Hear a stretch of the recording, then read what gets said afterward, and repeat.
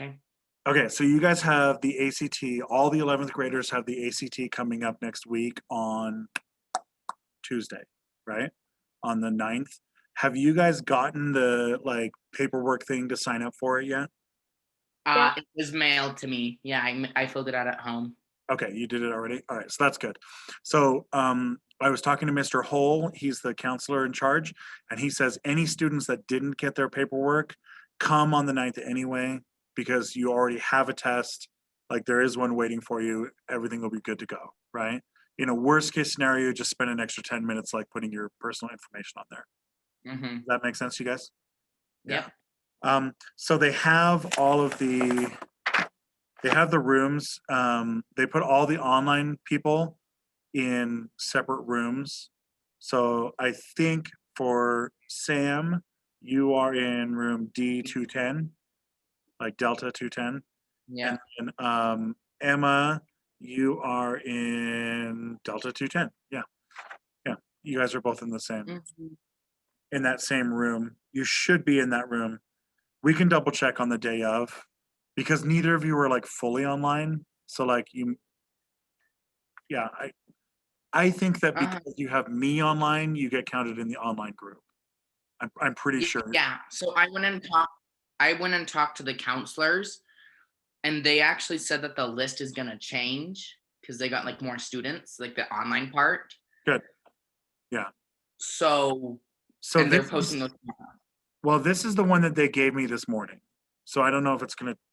I mean, whatever. On the I day of, talked to them just before 7th. yeah, today.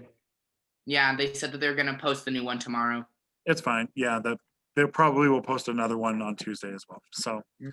it's okay. You just show up on the day of, and they'll give you your room assignment. It doesn't really affect you guys. You just are in another room. That's all. Mhm. It just means that you're in a room with. We're basically just running two alphabets, like an alphabet of in person and an alphabet of online.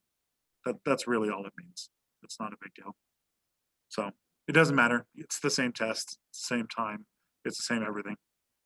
Are you proctoring? I am not proctoring. I'm not proctoring because all the US history teachers, because we have to spend class and time doing this in our classes, like getting people to sign up and do all that in our classes. Uh-huh. On the day of, we are the ID station, the US history. Yeah. So any students who don't have identification, we're the ones who are supposed to identify them and bring them to their room Okay. because we have to verify ID. So that's my role. That's my role. So it'll be hard for me to identify all the online people that I've never met before. I can identify two of you. Yeah. Oh well, whatever. All right, are we ready? Are we ready to get going? Yep. Okay, so 1969, we just had like one of the most turbulent elections in all of American history. Let's go ahead and make this a. What numbers are we on, you guys? I think we're on Yeah. FF Yeah, because let's Yeah. start. Vietnam was EE. Let's start over. Our new unit is called the 1970s. So make a new page, new unit, 1970s.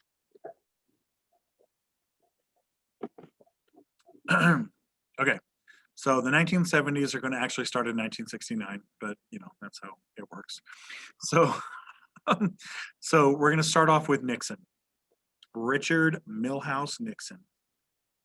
He's a Republican, number 37. Okay, so the election of 1968 is really, really chaotic. It's really chaotic. It's really controversial. Okay, Robert Kennedy, who was going to become the Democratic nomination, is assassinated, and so the Democrats can't really get their act together and figure out who's going to be their leader, and it turns into riots in the streets in Chicago when they're trying to figure out who it is. And the Democratic Party ends up having multiple candidates that split the vote with each other, and so the Republican wins. Right? So at this point in time, the Republican Party is conservative and the Democratic Party is liberal. Okay.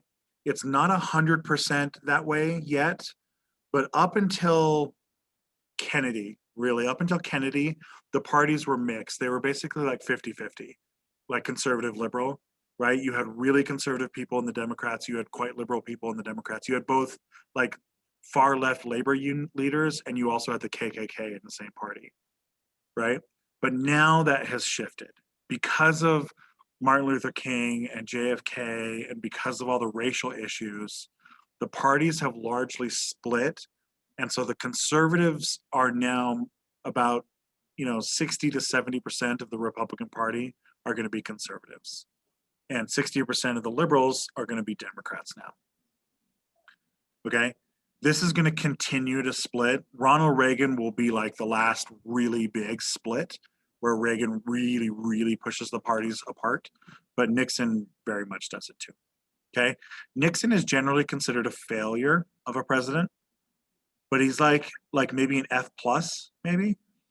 He's like maybe an F plus because he has some stuff that's good. He has some policies that are good, and he has some accomplishments that I would say are good. The problem with him is that he also has really, really bad problems, right? He has really bad, the Vietnam War, he escalates the war. He makes the war so much worse, so much bigger, right? He also conducts a lot of pretty illegal, immoral stuff in the war, right? Like bombing the neighboring countries that we hadn't declared war on, right? Stuff like that. And he's doing a lot of that stuff in the war, even though he was elected saying that he was going to close the war down. He actually like doubles the troops, right? So that's a real problem. But the Vietnam War is maybe not 100%. It's hard to really kind of pin it down on one person. The thing that you can really absolutely pin down on Nixon is corruption. Nixon's administration has deep, deep corruption. Deep corruption. And Nixon himself has a lot of personal corruption and personal dishonesty that he basically shares throughout his administration and throughout all of his people, right? So he's elected on culture war issues. Okay, this is what he's really, really elected on. And these culture war issues, what I mean by that is Nixon views himself as like a champion of conservative America, and he basically views liberal America as some kind of an enemy, right? As opposed to all being Americans that just kind of disagree with each other. Nixon really talks in a us versus them, these guys are the enemy kind of way. And that, of course, angers people, right? And it fuels the fire. It makes people more upset the more he does that. He's elected using something called the Southern Strategy. Go ahead and put it in quotes. The Southern Strategy is it's the strategy he uses to get white the southern states, the white people of the southern states, to all vote for him by signaling to them that he is going to help white people maintain their power. And he's very, very crafty. He's very, very careful in the way he's not coming out to say, I'm a racist, I want to segregate America, right? Not like the Southern politicians had been saying, right? They had been saying that before. So he's not talking like that anymore. Instead, he's talking about, I'm going to keep our schools performing well. Well, what that means is I'm going to keep Black people out of your school, right? I'm going to help protect your daughters. That means I'm going to do what I can to keep her from dating a Black person, right? Like there's a lot of these kinds of like dog whistle phrases that he uses, and he is using this in a way that is much stronger than other presidents. All presidents do it, but Nixon was really, really good at it. Okay, this is the birth of where you say something like, when a modern politician tells you that they are family values, that they believe in family values, what is a modern politician really saying? If you scratch the surface of family values, what is he really saying?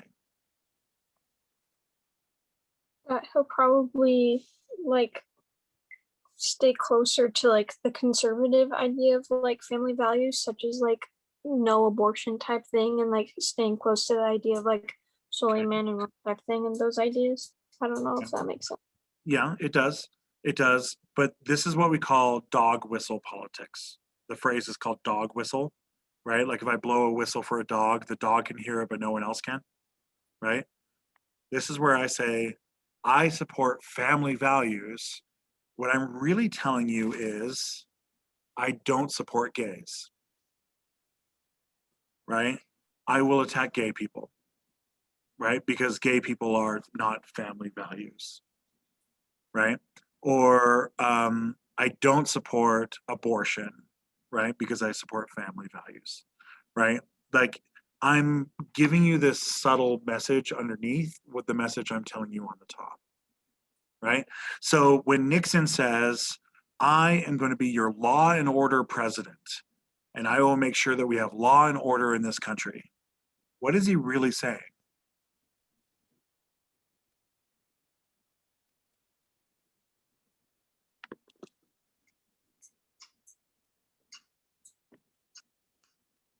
He's saying anti-black, right? I'm the law and order president. That means I'm going to take care of the black problem, right? That's what he means. Okay. There's all sorts of these like dog whistle politics issues that when Nixon says this to you guys don't have a lot of, you're still young, you're high school students, you're not very sophisticated in the way that you think about politics yet, right? But when he goes to a crowd in North Carolina and says, I'm the law and order president, he means I'm going to arrest all those black people who keep protesting. I'm going to arrest them. I'm going to throw them in jail. That's what he means, right? And he means I'm going to arrest those hippies, and I'm going to arrest all those liberal war protesters, and I'm going to arrest all those kinds of people. This is a level of kind of, some of it is not technically, some of it is not corruption, right? But it's also like really divisive. It's also like really like us versus them. It's really kind of setting up that divisive nature. And we haven't had a lot of presidents who've done that before. Nixon's the first president to really, really do it really, really well, right? You guys maybe think that this is normal because President Trump also does this, right? President Trump speaks in these terms a lot, right? Like us versus them, right?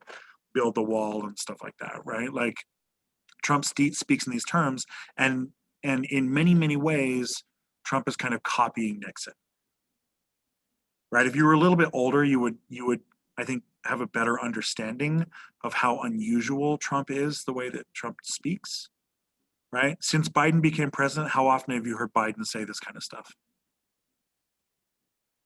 He doesn't, right? He doesn't ever frame issues as us versus them. Biden in a lot of ways is just completely kind of a boring normal president, right? Biden, Obama, Bush, Clinton, Bush, like they all talked like that, right? They would all speak to all Americans, right? When Biden gives a speech, he's speaking to all Americans. When Nixon or Trump gives a speech, they are speaking to their Americans. Okay? Nixon is also, of course, going to be taken down by the Watergate scandal. We're going to get into some details on that next week, but it's going to basically force him out of the office, where he will resign. He resigns in disgrace before he gets removed from office. So I've spent a lot of time dissing on Nixon, right? I mean, he deserves to be dissed on, I think. But I want to take a moment and just acknowledge that Nixon isn't completely evil, right? In a way that, like, he's not the bottom president. He's not like our worst president of all time. He's not number 46, right? He also is quite good on environmental issues, right? We at this point in time, when he becomes president, the United States is like choking in pollution, just dying of pollution. And so he enacts the Environmental Protection Agency and the Clean Air Act, and he lowers our pollution emission standards, and it's good. It's awesome. For the first time, you can actually see the mountains, right, and stuff like that. And that's really good. He also opens relationships with China, which is kind of complicated, but what it does is it basically breaks the relationship with the Soviet Union in a way that it weakens the Soviet Union and kind of brings China into the world community a little bit, right? And Nixon's kind of opening the door for us to have a relationship with China. And that's a big deal because China is really big, right? China's really big and we don't want them as an enemy. We'd much rather have China as like a rival or maybe even a friend, right? I'm not sure we're ever going to be really friends with China, but like some kind of like, frenemy, some kind of frenemy with China. Like we're kind of rivals. I think rival is a good word for China, right? But a rival is better than an enemy, right? An enemy is trying to kill you. A rival is trying to make more money than you, right? Rival, okay. Enemy, bad. We don't want an enemy. Cool. The other thing that happens during Nixon that he has no control over, but it's just the luck of the draw. The entire 1970s, all of the 1970s is going to be a bad economy. The United States economy is going to be hurting through the entire 1970s, and it is not Nixon's fault. It's just luck of the draw. This is just, the economy. He doesn't get to choose the economy. It's the economy he has, so he doesn't get to choose that. But it does mean that people are unhappy. Okay? All right, so let's move forward with Nixon. I have to change. I'm still making my new slides in the new format, so I'm going to use my Nixon stuff from last year, which is not as good, but it's okay. It ain't no thing. All right. The moon landing happens under Nixon, but we're going to skip that because we already talked about it. So let's talk counterculture. August of 1969, we're going to get the very famous, yeah, Sam? Do we want this new letter? New letter. Yeah. New letter B. New letter B, we're going to call it counterculture. Counterculture. Okay, so within counterculture, by the time we get to Nixon being elected, the counterculture of the United States is in full swing. Okay, full swing, and our best evidence that we have is the concert Woodstock. Have you guys heard of Woodstock before? I'm sure you have, right? Okay, so Woodstock was like a 3-day musical concert up in upstate New York, I think it was, up in upstate New York, and it features all of these like rock and roll bands of the 1960s. Okay, has like Jimi Hendrix and Janis Joplin and all these other big bands of the 1960s. And this concert was supposed to be like 10,000 people, but it turned out to be like 60,000, 70,000 people that all showed up. And the concert basically like spread out over the hillsides and stuff. And it became this giant kind of festival and this kind of symbol for the counterculture movement. At this point in time, this is the hippies that we're talking about. The people in the picture here are hippies. Okay? Hippies are people who were into drugs and rock and roll and not being and opposing the Vietnam War. So at this point in time, drugs have become quite popular in the United States. Quite popular. Okay. Marijuana is very, very common in the United States at this point, but also like LSD, acid, right? There's an entire movement of the counterculture where people are smoking weed and dropping acid, right? And they're this concept of like expanding your mind and like achieving some kind of new level of thought, that you take a bunch of hallucinogens and then you see, you see what all the sounds look like, or whatever. Like you see the cosmos in your eyes, and that opens your mind to this new understanding of the world. Some of this is like psychology. A lot of it is just like people who are partying, right? A lot of it is young people who really, really, really, really don't want to go to Vietnam. They don't want to be part of the Vietnam War. At this point in time, the Vietnam War is just a brutal slaughterhouse. The average lifespan of a machine gunner in Vietnam at this point, the machine gunner is the guy who hangs outside of a helicopter with the machine gun, right? Where he's like leaning out the side and he's shooting things. The average lifespan for a machine gunner from the time he steps foot in Vietnam is 3 minutes. Right? And that gives you an idea of what these hippies are opposing. Okay? So on one side, they're opposing the war, doing drugs, listening to rock and roll. There's a lot of really, really awesome music coming out at this time. This is like the Beatles and the Rolling Stones and Bob Dylan, and it's good music, right? That's on one side. On the other side, the hippies really freak out conservative America. Conservative America does not like these guys at all, right? And they view them as a bunch of like dirty, drug addict, homeless people, basically, right? When Nixon talks about these people, he talks about them like they are dirty, drug addict, homeless people.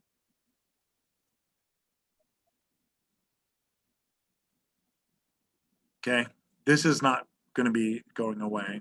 This is going to be what we're going to eventually, by the 1990s, we're going to call this the culture wars. At this point in time, we're not calling it that. That's not a phrase we're using, but it's what it is. Okay. In addition to this counterculture movement, we're also having a sexual revolution. Okay. In the last thing, we call this second wave feminism, right? Second wave feminism is not what they're calling it at the time. That's something that modern day people looking back call it, second wave feminism. At the time, they're calling it the sexual revolution. And the sexual revolution was kicked off with the birth control pill and with like Betty Friedan's book, The Feminine Mystique and stuff. And it's, there's a bunch of court cases and stuff. But now what we're getting is women across the country who are protesting for sexual liberation, and they're protesting for sexual equality and gender equality in the workplace and stuff like that. Okay, so look at some of these numbers. That's what's happening here. Since the birth control pill's been introduced, the birth rate has dropped. It was like 2.5, and now it's dropped all the way down to 1.7. Okay. Think back to your geography class. What does birth rate mean?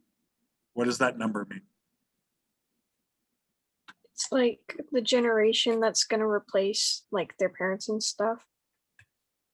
Okay. Help the population not die out. Well, what is the number birth rate? If I tell you that Utah has a birth rate of 2.3, what does that mean? Yeah, Sam? So not only are we replacing like parents, we're also like growing. Good. Right? What number do you have to replace to be at replacement level? 2.1. 2. Right? 2 is replacement level. Growth is 2.1. Right? Because mom plus dad equals 2. Right? So if mom and dad produce 2, then they have replaced themselves. Right? If they produce 2.1, then they're growing, right? And we, of course, don't mean that a woman is giving birth to 0.1 children, right? That's not what we're talking about. She's not giving birth to like a foot, right? What are we talking about? What is that? How do you get 0.1 of a kid? That's just the average. So like some families have 3. Yeah. So like, let's say like majority have 2, some have 3, and that's like just like the average turns into like 2. There you go. All you do is you just move the decimal point over, and so it ends up being 210 210 babies for every 200 women. Right? You just move the decimal point over. That's all. Right? They're not giving birth to 0.1 of kids. Right? All right. So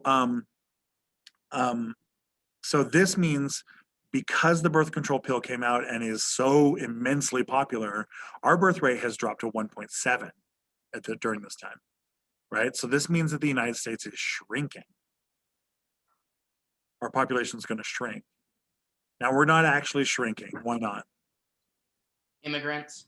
Immigrants, right? Immigrants are still coming in, and we're getting a big wave of immigrants that are coming in this time. So the United States growth rate is still like 2.8, but our birth rate is 1.7. Does that make sense to you guys? Mm-hmm. Yeah. Okay. Here's the one that is probably freaking people out the most is since 1960, the divorce rate has soared. By 1975, the United States has more divorces in a year than marriages. And this is where we're going to get that really scary number that people always say, where they'll say, the really scary number where they say half of all marriages end in divorce. Right? Have you had old people tell you that before? Mm-hmm. Right? Half of all marriages end in divorce. That's why you need to be really, really careful about who you marry, because half of all marriages end in divorce. Right? Or they'll say something like, 40% of all marriages end in the first year, something like that. Okay? That's not actually true anymore. Okay? But it was true in the 1970s. And what we have here, this divorce rate skyrockets. It's the highest divorce rate that the United States will ever have in its history, right? And the divorce rate has dropped now. Okay, so you guys are not 50% likely to divorce when you eventually get married, if you eventually get married, right? Why is the number dropped for you guys now? And why is the number so high in the 1970s? And B, why is the number dropped so much for you guys, for your grade? I mean, it was high because, the second wave feminism, it just it gave them power, so it wasn't more or less like a deal. They had more consent. Okay, right? The concept of consent is starting to show up now, right? They didn't really have the concept of consent, not really, right? In the 1950s, how much of a choice did women have about getting married? Not that much of a choice, right? Mm-hmm. Technically, the women aren't being forced into the marriage, usually, right? But effectively, they kind of are, right? Right? Because the expectations were so strong and the social pressures were so strong, right? And if you wanted to have sex, you had to be married in the 1950s. By the time we get to the 1960s, if you want to have sex, you just have sex, right? We're getting the idea of free love, where you can just have sex with whoever you want. And so now that people in the 1960s and 70s are basically having sex with everyone they feel like having sex with, right? They don't really feel like they need to be married anymore. And so they're divorcing all of those marriages that they didn't like from the 50s. Does that make sense to you guys? Uh-huh. Why is the number so low now, Emma? Why do you think that the divorce rate has dropped quite a bit now? Because now it's only something like 20% of marriages end in divorce. I think it's dropped because it's sort of after things have changed over time type thing, and the way the culture has changed.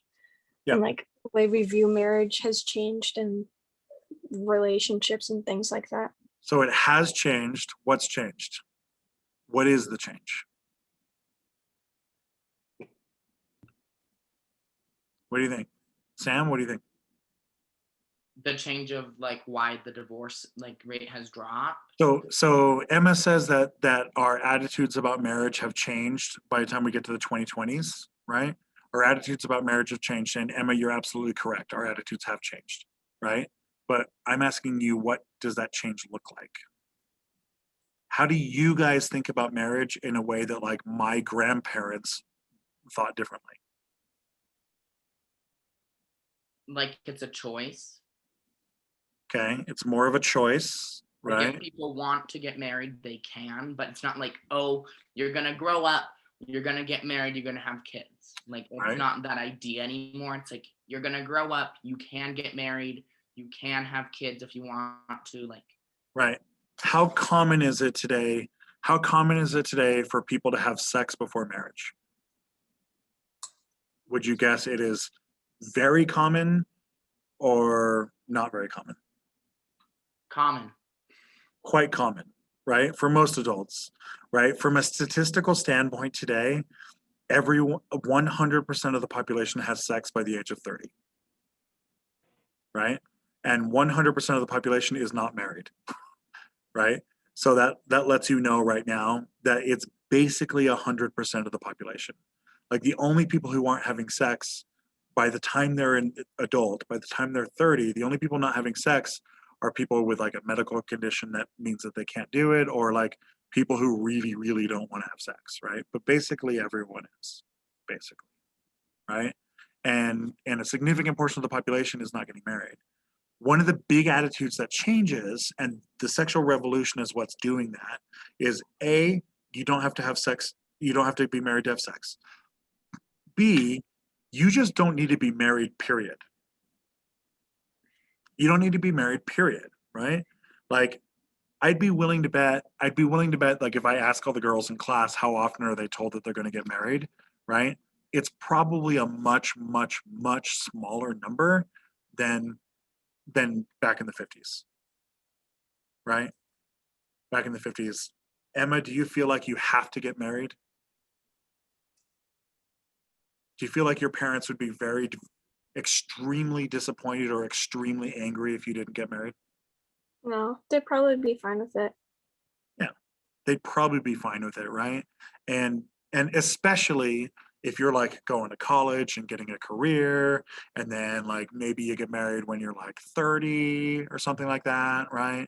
From a statistical standpoint today, you are much more likely to not even get married until you're about 30 and have your first kid at like 32. Okay. Prior to the sexual revolution, statistically speaking, you were married with a kid by 19, right? That was the statistical average. Okay. The other big change from the 1950s is that the number of women who are working has gone up. It used to be that about 20% of women, mothers, I'm sorry, this is mothers, not single women, that 20% of mothers worked, but now by the time we get to the 1970s, about 40% of mothers are working. By the time we get to the end of the 1970s, we're about 90% of mothers are working, right? Do both of your mothers work? Yeah. Your mom doesn't work, Sam? All right. No. So your mom is like 1 in 10 today, right? Because most mothers are working today. My mom worked and my wife works, both of them mothers. And my mother-in-law does not work, so that's one, right? But like most of the women today work, right? It's basically as common to see women working as it is men. Cool. All right, we're gonna leave it here. Yeah, we're gonna leave here culture war, and we basically did this already. Yeah, we did culture war stuff already, so this is good. This is a good place to leave it. And I'm gonna stop the recording.